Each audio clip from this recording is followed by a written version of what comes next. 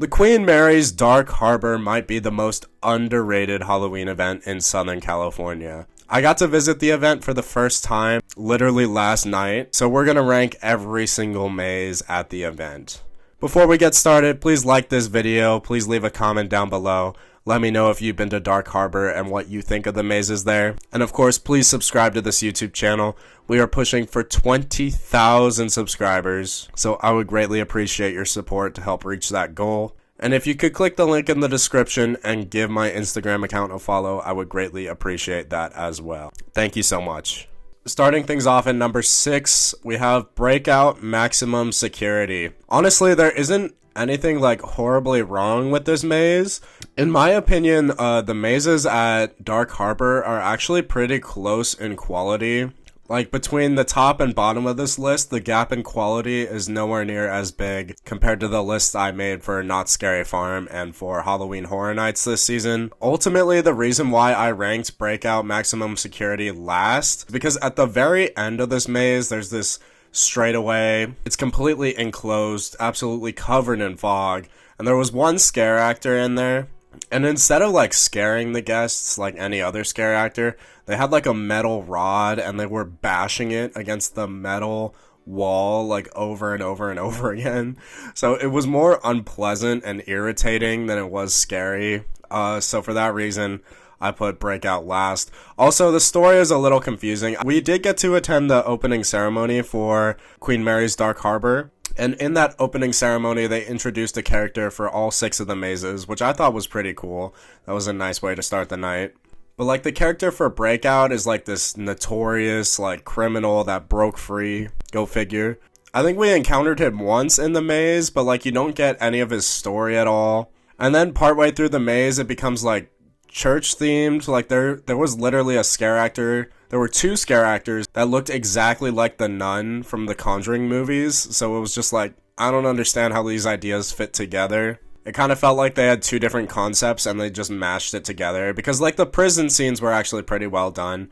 I did appreciate the set design. There was this one like circular tunnel that was covered in tiles, which I appreciated. Half of the mazes at Queen Mary are actually on the ship, on the Queen Mary. This is one of the 3 that is not.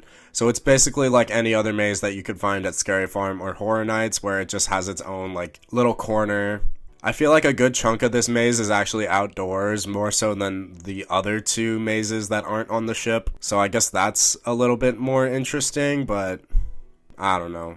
The maze itself just wasn't that impressive, and the irritating ending is why it ranks last. But again, it's still a solid experience. Moving on to number 5. This might upset a few people. I believe this is the most popular maze at the event. It certainly was when we went. The night that we went wasn't busy at all, but this maze by far had the longest line. It is Lullaby. So this is themed to like a little girl who drowned in a swimming pool on the ship. They say it's real. I don't know if it's real. It might be a little messed up if that actually happened. So this is one of the 3 mazes that was actually on the ship. And the ship itself is such a cool environment to have a haunted house in, so that kind of gives it an edge above the 3 mazes that are outside of the ship. But that being said, Lullaby was the last of the 3 mazes that we did on the ship, so I feel like for that reason the coolness of having a haunted house on the ship itself kind of wore off by then. And I feel like Lullaby had the least amount of like story specific theming. I feel like it more relies on the ship itself to help tell the story, help set the tone. And I guess that's appropriate because of the story of the Lullaby, but I don't know, it just kind of felt lazy to me. Something that I should have mentioned earlier is that despite the crowds that this event gets, they really limit how many people enter the maze at a time. So I feel like Scary Farm and Horror Nights are just a constant stream of people entering and exiting the maze at the same time. There's not really any breaks. For some reason, Dark Harbor loves putting these massive breaks in between groups of people. So it's a little frustrating, especially when you have a long line for this maze in particular. It's like, why why are you only sending a good chunk of guests at a time? Why don't you just flood it like the other major events in Southern California do? I don't know if it's a safety reason. I don't know if they're trying to give the guests that enter the maze the best experience possible. Because for one of the later mazes that we're going to talk about, we were at the front of that group and it was a terrifying experience, but we will talk about that later. For Lullaby, we were second to back, so we were near the back. It's still a creepy maze. I do appreciate the story. The two highlights for me were the bridge where like the floor moved. That was actually really crazy. We got to look down on an area that we visited earlier in the night, which we'll talk about later. And also the very end has like a laser beam swimming pool, which I thought was a pretty interesting set design, pretty interesting visual, and obviously that ties into the story of Mary. So ultimately the ship is a much cooler place to have your maze set, but I feel like Lullaby kind of over relies on it. Maybe if we did Lullaby first, maybe this would be rank higher for me, but for now, after my first visit to Dark Harbor, I rank it 5th. Moving on to number 4 is the first maze we did. It is the infirmary. This is another maze also on the ship. As you can guess from the name, it's themed to like medical, doctors, all that jazz. Speaking of jazz, the very end of this maze has like a performer, and she actually got a really good jump scare on us. So kind of similar to Breakout, it's like, how do these things fit together? But I'm pretty sure the performer girl is married to one of the doctors from the infirmary. So that's kind of the impression that I got from the opening ceremony, because they were like holding each other. So I assume that's what's happening. So at least there's some sort of connection there. The ship set design was very, very interesting, or not even set design, just the environment. Like, it is a real ship, it's a real place, it's a real thing that the whole event is named after. That's the whole point of the location. So again, just like Lullaby, being on the ship is really cool, but because they have more in-story theming beyond just the location of the ship, I feel like it's more impressive than Lullaby. I'm not gonna lie, the big highlight of Infirmary that I can't even count for the maze itself was the speakeasy. We visited 2 speakeasies. They're like these little offshoots from the mazes that you have to pay to get in. You have to buy these little tokens, and then you give a team member a token when you enter the speakeasy. And then obviously you get to purchase drinks from the speakeasy, so layers on layers of purchasing. But it was actually a really cool experience. I had not been to the Queen Mary in years. So just like entering the speakeasy for the infirmary, you had to walk down a few like dark hallways in the ship. I was actually more terrified doing that than in the maze itself. But because you have to pay for it separately, I don't count it as part of the maze. It's just like its own interesting offshoot, but I have to talk about it now. So we had to go down a really dark elevator, and then we were in this massive area of the ship. I don't know what it was, but it was huge. And I looked up and I saw what I thought was the second half of the infirmary maze, but it was actually the bridge from Lullaby. So that's pretty interesting. That was actually a really cool experience, and it was my favorite part of the infirmary maze experience. But again, for this ranking, I'm not going to count it because you have to pay separately for it. It's not part of the maze itself. When you exit the speakeasy, it puts you right back in the maze. I think you skip one scene, so we did miss out on one scene, but it's not the biggest deal. My girlfriend thought Infirmary was the scariest of the mazes that we did, so that's also something worth noting. But moving on to number 3 is Voodoo, the Queen's Curse. Funny enough, this was actually the other maze that we visited their speakeasy for. This one was less cool because just like Breakout, this is not on the ship. It's actually right in front of the ship. I feel like of the mazes at Dark Harbor, this one's probably the shortest, but I feel like it's stylized very, very cool. Lots of mazes at Dark Harbor have animatronics like Scary Farm and Horror Nights do, but the animatronics are much smaller scale. They're almost like animatronics that you can buy at Spirit Halloween or at like Target, Lowe's, Home Depot, you know? So that's kind of amusing. But from what I could tell, it looked like they made some of them themselves, which I appreciate. Dark Harbor is also a very loud event. I might have lost a year of my hearing by visiting Dark Harbor. Like, it actually, like, my ears were ringing at one point. And also the strobe lights are pretty aggressive. And near the beginning of Voodoo, there's this hallway filled with fog, and a strobe light is at the end, and it's absolutely blinding. And the main character for Voodoo was at the end of this hallway waiting for us. Like, she was in the opening ceremony. And then I literally said, I'm blind. And she she snapped back at me. She said, open your eyes. And we thought that was absolutely hilarious. We both bursted out laughing. She got me with that one. I thought that was really amusing. Voodoo also has this hallway that's shaped like a coffin. I thought that was a really cool visual. I've never seen that in any other haunted house, and it seems like such a simple idea, but it really hit in the moment. I was like, this is pretty cool. Voodoo is very unique. It kind of has a set that's similar to a scene in Cinema Slasher where you're walking on an elevated platform, and they're like pretending that you're walking over a bayou. And there's like creatures lurking in the bayou, which are the scare actors, which are pretty cool. I appreciated that. So overall, Voodoo is a very fun maze. But moving on to number 2 is the last maze on the ship itself.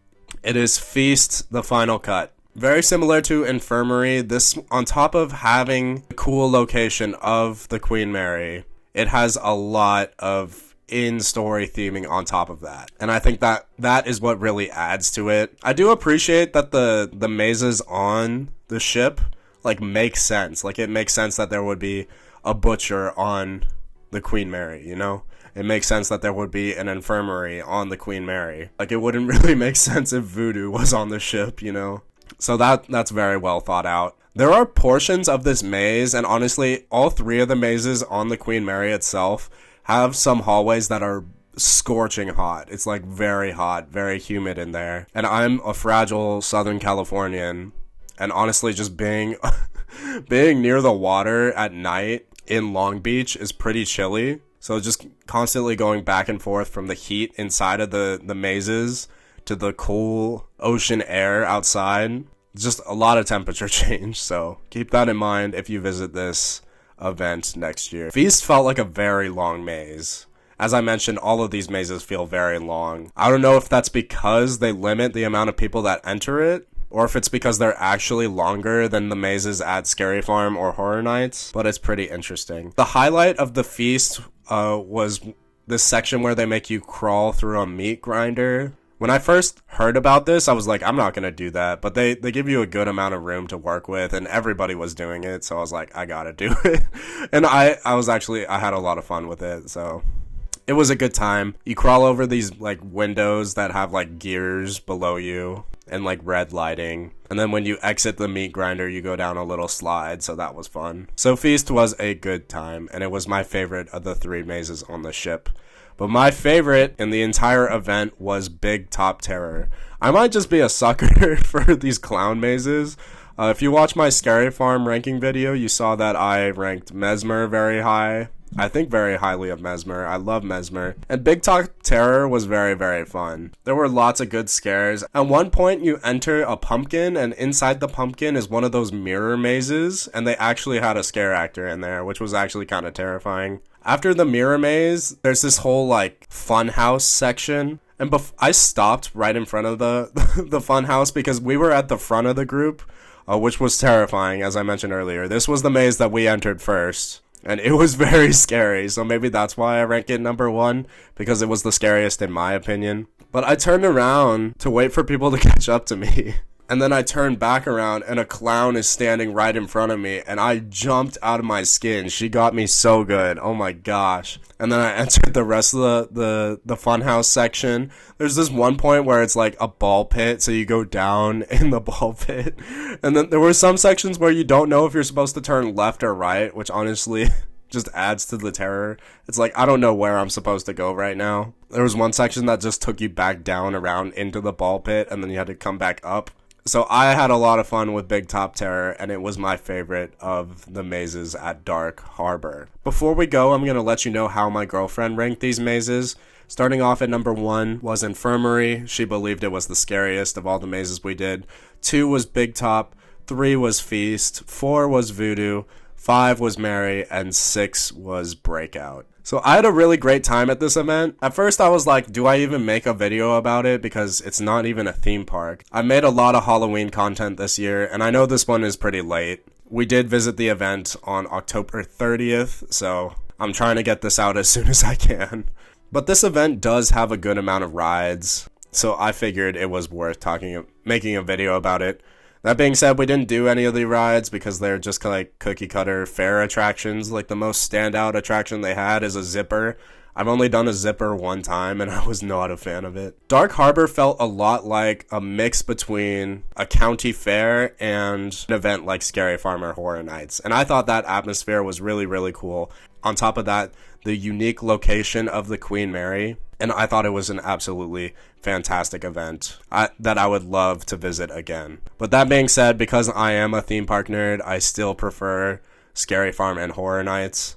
But Queen Mary's Dark Harbor is fantastic, and you should go if you have not already. If you like this video, I recommend checking out my Halloween playlist. It's got a whole bunch of Halloween content on there if you're mourning the end of October. Thank you so much for watching this video. Thank you for listening. Please like the video. Please leave a comment down below. Let me know if you've been to Dark Harbor and what you think about it. And of course, please subscribe to this YouTube channel. We're pushing for 20,000 subscribers, so I would greatly appreciate your support. Thank you so much, everybody, and I will catch you later.